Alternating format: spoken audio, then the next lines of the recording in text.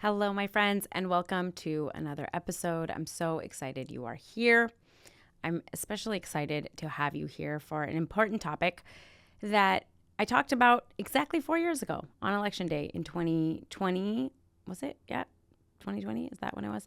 And today, if you're listening to this the day that it comes out, it is Election Day in the US, November of 2024. And I figured that it is time to revisit this topic of how to feel okay, how to focus on getting through what might seem like a lot of things outside of your control. A lot of scary things, a lot of things that are can seem very doomsday for a lot of us. I see a lot of that on social media, in the news, and I know that it hurts a lot of our well-being and our mental health. And because I focus a lot on mindset work, and yes, I typically focus on mindset work with respect to your careers, but a lot of the work that I do can be applied to anything. And I often get asked, like, how do we get our thoughts in order? How do we take care of our mental health when it seems like the world is a dumpster fire? And so today, when there's likely a lot of emotion that's going to come up for a lot of people, and in the coming weeks and months, I wanted to talk about this, about how to regulate yourself, how to feel okay when the world doesn't feel okay. And if you're not in the US, if you're listening to this after the election, this applies because, as you'll see, the world always feels like it's not okay. And so you can apply this whether it's in politics or other things outside of your control. This is how I have learned to react to the world around me. Okay. So the thing that I'm going to start with, if you are new to me, if you aren't used to the thought work that I do, a lot of the work that I do is helping you understand how your own thoughts create a lot of your reality. So it's not to say that there aren't circumstances in the world that are hard, that are terrible. There are. But oftentimes our own thoughts and feelings exacerbate our experience of it. And truly the only thing we don't control the wars or what politicians do or who's going to be president, but we do control how we react to it. That is the only thing we control. And any change that is going to happen in any country happens because of the way people react, because of the way people act. And so a guiding principle for me, something that I constantly look for, is what do I want to think in order to act the way I want to act, right? What thoughts are going to serve me in this instance? It's not to say that I need to be happy about it or that I need to be like, everything is fine, everything is okay. That is not what I want you to do. That is not what I think is the best thing to do. Part of it, this is not about toxic positivity and always looking for the silver lining. It is simply looking at what is going to serve me in the end. What is going to get me to show up the way I want to show up? Because I think ultimately a lot of us aren't showing up the way we want to. A lot of us are feeling really bogged down and sad and disheartened, and that leads to a lot of hopelessness, which leads to a lot of doom scrolling and not much else, and nothing changes. And so I tell you this having gone through the experience of being that person where I had given up hope on making any change, on doing anything that was productive because of the beliefs I had around the world and around the subjects that I was dealing with. So I'll give you a quick example of how I sort of have learned to reframe a lot of these thoughts. If you don't know me, or if you're new to this, like, you may not know that I used to be a federal public defender. I went to law school in order to help people, especially within the criminal justice system. I felt very passionate about helping a lot of people who are voiceless, who don't have the means to get the help that they need. And I felt very passionate about that cause. And I became a public defender for about 4 years. And I was so angry about the injustice that happens within the criminal justice system. And that anger really just ate at me. It completely destroyed me emotionally. I felt extremely emotionally invested in the job that I was doing to the point where I burned myself out. I would I could not disconnect from work. I did not know how to compartmentalize and not bring my work home. I cried a lot. I felt a lot of rage. And it got to the point where I realized I can't do this, or I'm going to die if I continue in this way. I had a lot of anxiety. I had a lot of panic attacks. I had a lot of, I had started becoming depressed. And I really realized for my own well-being, and at the time when I had my first son, I realized if I'm going to be able to show up as a mother to him, I can't keep doing this work. And so I ended up quitting. Now, there was other reasons that I quit, and I talk a lot about that on the podcast. So it's not to say that it was just this reason, but I realized that my unchecked rage really led me to having to leave for my own sanity and for my own physical and mental health. And I think back on that time. Now, I didn't have these tools. I didn't learn anything about mindset work at the time. And I really question, who did that rage help? How did it do anything other than take me out of the game? That's all it did. It didn't change the criminal justice system. It sure as hell didn't help my clients because I left them. It didn't do anything. It caused a lot of grief for me. It ruined a lot of years for me. And it ultimately just took someone who was very passionate about this topic and who had the means to help and who had the education and who could help out of the game. So what was the benefit of it, right? I felt self-righteous. I definitely felt good about myself because I thought, look at me paying attention. Look at me being angry about this very real injustice. It's not to say that the injustices weren't real. The criminal justice system is horrific in so many ways. And so it's not to say that it was misplaced anger. It was, I think most people, when you are paying attention, should be angry. But if I had learned to manage that anger, and I had learned to channel that anger, I could have done a lot more than allowing it to simply consume me to the point where I quit.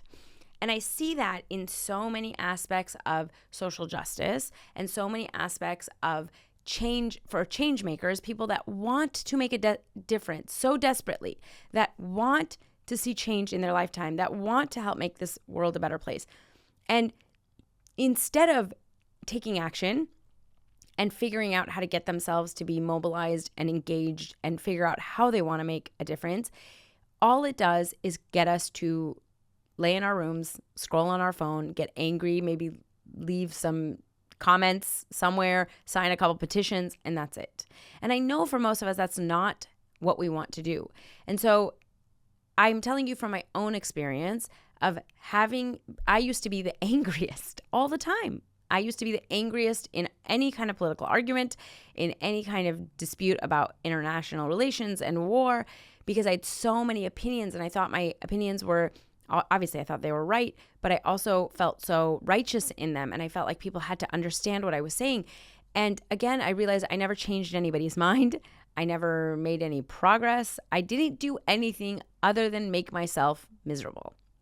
And so I have since learned how to navigate the world in a much healthier way that allows me to show up in the way that I want to show up. And so I come to you from that place. And so here's how I deal with it. Now, you don't have to deal with it this way. You can decide that you don't want to change your thoughts, that you want to have that level of rage, and that is totally okay. You are perfectly allowed to feel whatever you want to feel. I'm just going to kind of let you know how I have worked through or continue to work through when the world feels really heavy, okay? Number one is I stopped waiting for everything to be great in order to feel okay.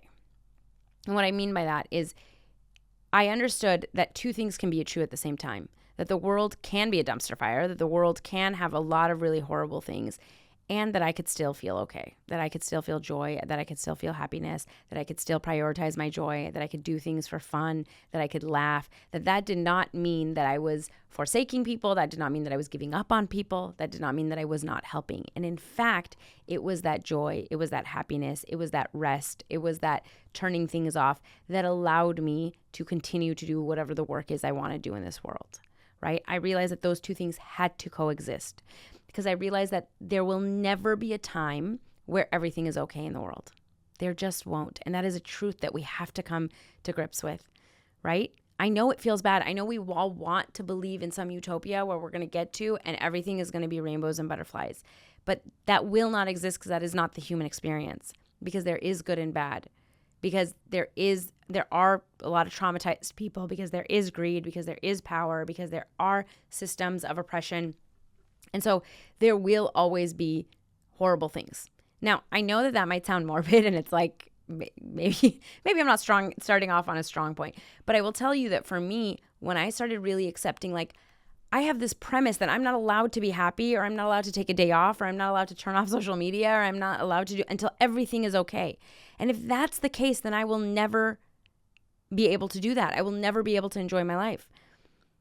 Because there will always be some part of the world or something that is happening, or lots of horrible things happening all the time. But that has always been the case. When people tell me like the world feels like it's a dumpster fire, I'm always like, when was the world not a dumpster fire? When was there not war? When was there not famine? When was there not people doing horrific things to each other? That's not to say that we just accept it, that we don't try to change it. But if that is my underlying premise of like, I cannot allow myself to feel happy, or I know a lot of people that feel guilty. I did too. I feel guilty going on vacation, enjoying my life, enjoying whatever it is. When I see that there is a genocide happening, when I see that there's a war happening, I understand that. I'm not saying that it isn't, that shows our empathy, that shows our level of connectedness as humans, that shows that like, for most of us, most people are good people and do not want to see the suffering of other people. But I realize like my suffering doesn't free those people. My suffering doesn't change anything in the world. It just adds more suffering. And for myself, I started realizing that the more I did take care of myself, the more I did allow myself joy and happiness and guilt-free rest, the more I was able to show up in the way I wanted. The more, and I'll talk about that, the more I figured out how I wanted to show up and I allowed that to be okay, the more I actually did something other than just doom scroll. And so I think that while it might sound morbid when I say it in the beginning, I think it's one of the most important points is understanding that whatever happens in this election, whatever happens this month, this year, it's not to say that horrible things can't come from it. Of course they can. It's not to ignore that. But it's also to understand that that is simply the way that the world is, and we should work to change it. And I think that my second point, we'll get to this, but I think that when you sort of just accept because I think for a lot of us, the doomsday is like, oh God, this is some cliff we're going to go off that we'll never be able to come back from. And that is simply not true. These things have happened throughout human history, and they will continue to happen, unfortunately. And we simply get to decide how we want to show up to them. This is the next thing we are going to deal with. I really looked back at my own life and I was like, look at everything that I've watched in just my lifetime in history, in every decade. There has never been a time where there was just peace on earth for everybody and everybody was fed and there was no problems. And so it is imperative to simply accept what is so that we're not arguing it, because so many of us are spending our life arguing with reality. It shouldn't be like this. It shouldn't, but it is. Of course it shouldn't, but it is. This is what it is. And so how do I want to show up to that? How do I want to show up to that in my own life? Right? And that leads me to the second thing, is to look at history. One of the things that calms me from the first point that I made is to simply look at how much we have improved in history. I understand that it doesn't fix everything, but I really do live by Martin Luther King's quote, "The arc of the moral universe is long, but it bends towards justice."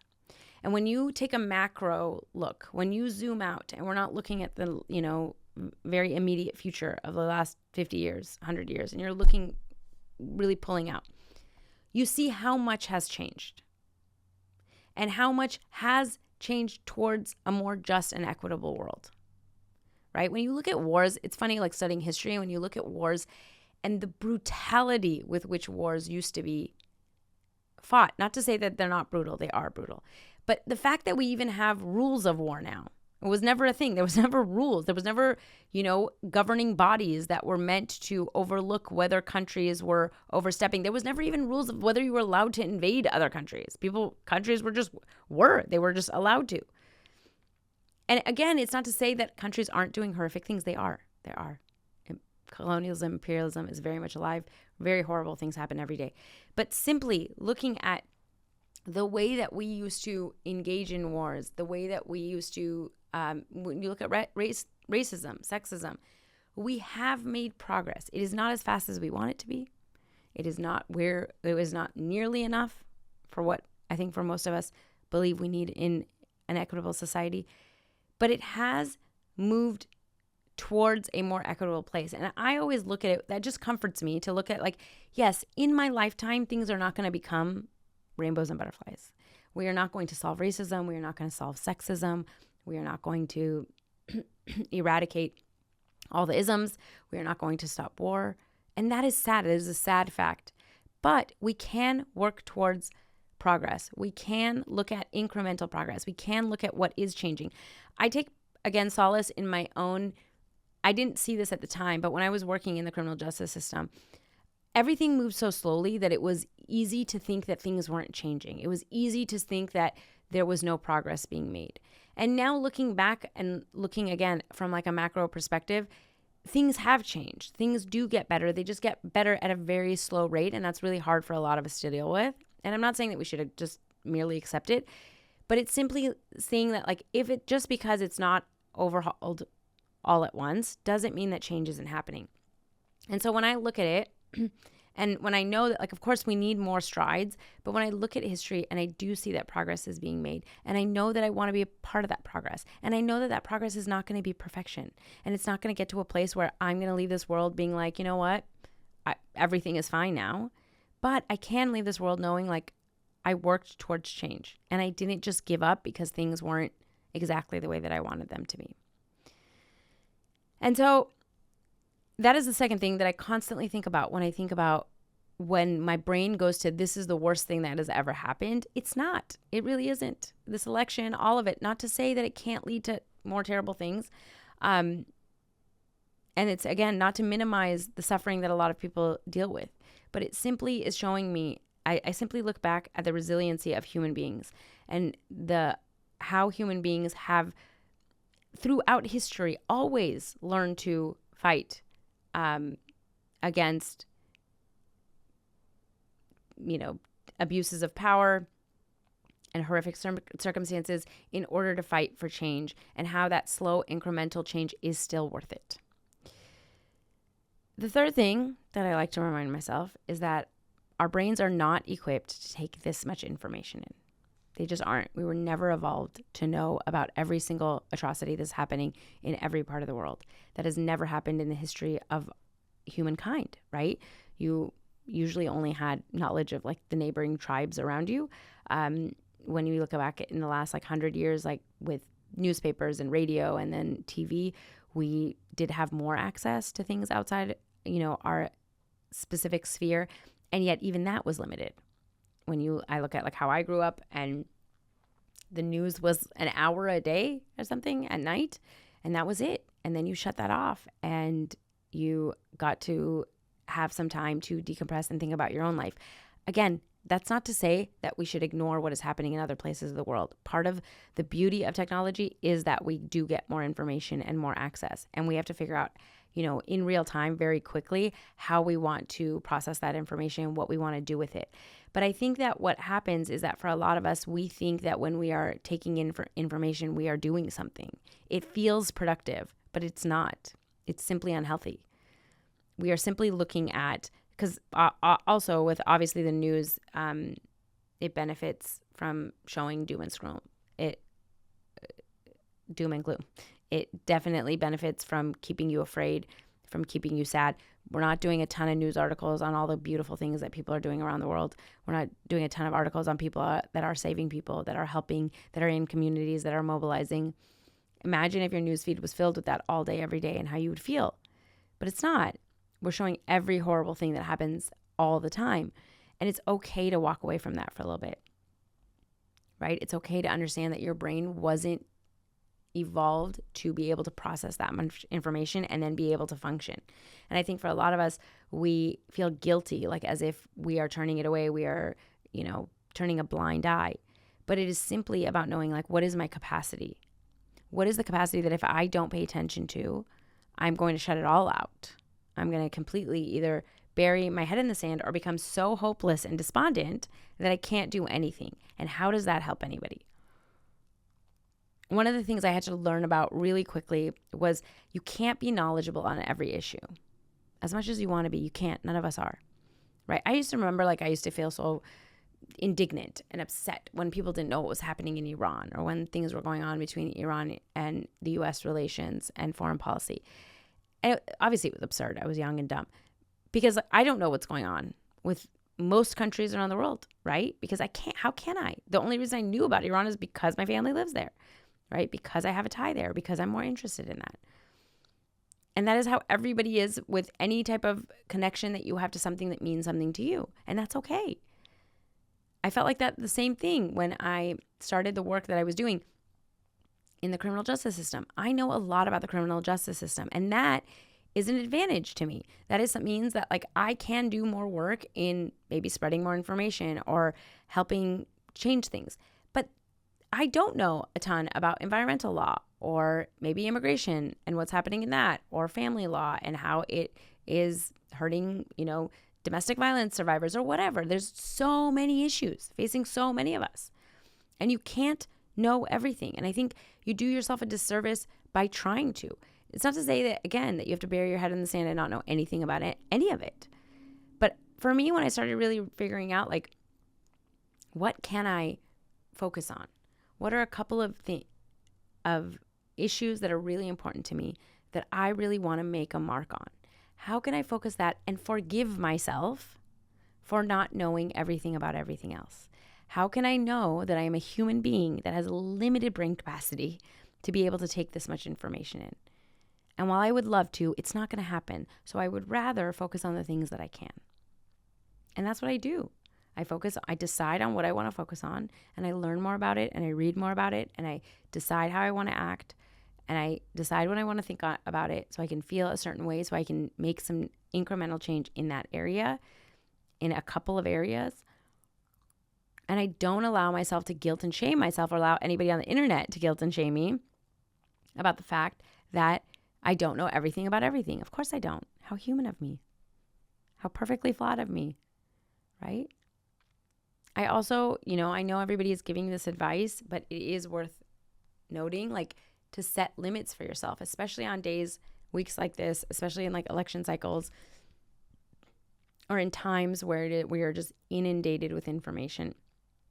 You have to learn how to limit it without any shame or guilt, knowing that it is not in anyone's best interest for you to take all of that information in. It does nothing for anybody. And that leads me to the last thing that I really focus on, and that is what I control. It's the biggest lesson I've learned through my own, social justice days, through a lot of the thought work that I've done, through the work that I do every day in the club, is there are most things I don't control. Most things out in the world, I can wish it away. I can sit and bitch about it. I can talk to everybody about it. I can cry about it, and I won't change it. But what I do control is myself, my thoughts and my feelings and my actions. I control what I spend my time on. I control how I treat myself. I control how much self-compassion I have and how much I beat myself up, right? And so I start looking, for me, I do a lot of what I call thought work, which is figuring out what are the thoughts I want to think here in order to feel a certain way, in order to take certain actions, right? I think about I am not going to save the world. I'm not going to happen. And I don't need to. That's such I feel like this individualistic, westernized concept where it's you have to be this underdog that saves the world. It's like these Armageddon movies where it's I'm one person that goes and saves the world from an asteroid. That's not how it works in real life. And how much pressure is that on one person to have to do that? That's never what you have to do. Part of this is thinking about coalitions and collaboration and community. How can I show up within my community and be a member that works towards change? And for so many of us, when we do this doom scrolling, it is doom and gloom, it gets us to withdraw, right? We feel so helpless that we withdraw, that we don't figure out how we can have small ripple effects around us.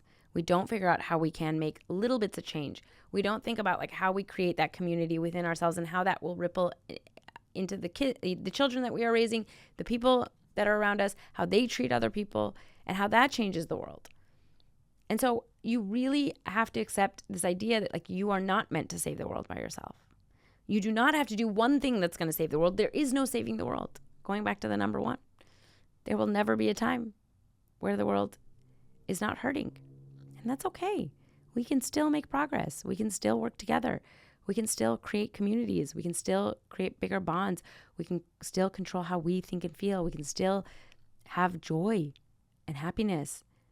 We can be in this for the long haul. We can understand that this election is not going to be the end all be all of anything, that there's a ton of work to do, and that we want to show up to that work, regardless of what it is. And so we have to really figure out how we want to think and feel in order to show up the way we want to. I'm going to go back to what I said in the beginning. I often ask myself the question of, does this thought serve me? Not, is this thought true? There's a lot of true thoughts, right? I can think the thought that the world is a dumpster fire. That's a true thought, right? I mean, what is it? It's just a thought. It's not like a fact. But like, there's a lot of evidence to show that the world is a terrible place. There's a lot of evidence to show that the world's a beautiful place. Like, look how many people are trying to change it. Look how many people do desperately feel so much empathy for people suffering around the world. Look how many people are doing really amazing things for their communities, for the people around them. Both of those thoughts are true. Which one serves me? Right? What do I want to think here? And so I constantly redirect my own brain. When my brain goes to thoughts that make me feel helpless, when it goes to, this is the end, it's going to become terrible, there's nothing we can do, it'll never change, people are so dumb, people will, whatever those thoughts are, those will never get me to act the way I want to act. And so I really sit and think intentionally about, what do I want to think? I'm going to give you some examples, some thoughts that I think that you can adopt if you want, some thoughts that can help you instead of, the thoughts that we typically have. A lot of us think things will never change. A thought I like to think is, while it takes time, we're always moving towards a more just world. Like, I have to just keep reminding myself of that. It's not going to happen overnight, but we are making progress. That thought is true just as much as the thought things will never change. Of course they will change. Why would I think that? Or there's the thought, there's nothing I can do. It's a lot of us have that thought. Like, there's nothing, I'm just one person, there's nothing I can do. The thought I like to think is, I'm committed to doing my part. That's all I can do. That's all I need to do. And I'm going to give a caveat there too. That depends on your capacity. Your capacity, you are not a robot. Doing your part is not doing the same part all the time throughout your whole life. At some points, you have a lot more capacity. And at other points, maybe you're taking care of young kids. Maybe you're taking care of ailing parents. Maybe you're sick yourself. Maybe you're working tons of hours. Maybe you don't have time to be doing a lot of social justice work. That's okay too. Taking care of yourself is what will help the world. Showing up in a way where you are not completely depleted and a shell of a human being is what helps the world. And so I constantly bring myself back to, like, what is my part in this? Can I be committed to that part? And can that part change? Sometimes I have more capacity and I can do more. Sometimes I have to do less, and that's okay too. I can forgive myself for that. Another thought I like is, people think the world is such a horrible place. The world is a dumpster fire. I like to think, look at how many people around the world are working to make it better. It's amazing. It's incredible. There's so much hope for the future. Look how many people care. Both of those thoughts are true, my friends. One will radically change your life. One that you might be feeling today is, it all feels like too much. And the thought I like to go back to is, I don't have to save the world in one day. I don't even have to save the world all by myself. I'm just going to keep showing up and focusing on what I control. I want you to think about how these thoughts can ground you. You decide which thought you believe. You decide which thought feels good to you, but pick one. If none of those feel good, find one that does, that you can believe. That gets you to move away from, this is terrible, this is horrible, nothing good comes of this, Everything's going to change. People are going to die. It's going to be horrible. Because all that's going to do is to get you to be a hermit in your room that doom scrolls all day and doesn't do anything else. And that's what we don't want. We want you out in society as a full-fledged human with happiness and joy that is giving back to their community, that is making change. And the way you do that is by controlling how you react to everything that is happening in the world. And so I will leave you with this, my friends. Regardless of what happens today, it is not the end of the world. It is not a finality. There will always be more to work on. There's always more change, and we don't have to do it by ourselves, and we don't have to all do it at once. We will get up and we will continue fighting, and we will continue making change, and we will continue working towards a better world, and we will do it together. And that requires you to take care of yourself and control what you control. So start there. Take care of yourself today. Get offline if you need to. Turn off that phone. Go for a walk, read a book, watch Netflix, do something else. I promise you there's more work to be done tomorrow, and we all need you to be in it. All right, my friends, I hope this was helpful to you. This isn't the normal type of content that I do, but I do think that it's really important in times where a lot of us feel a lot of emotion. So I hope that this helped, and I will be back next week with another episode.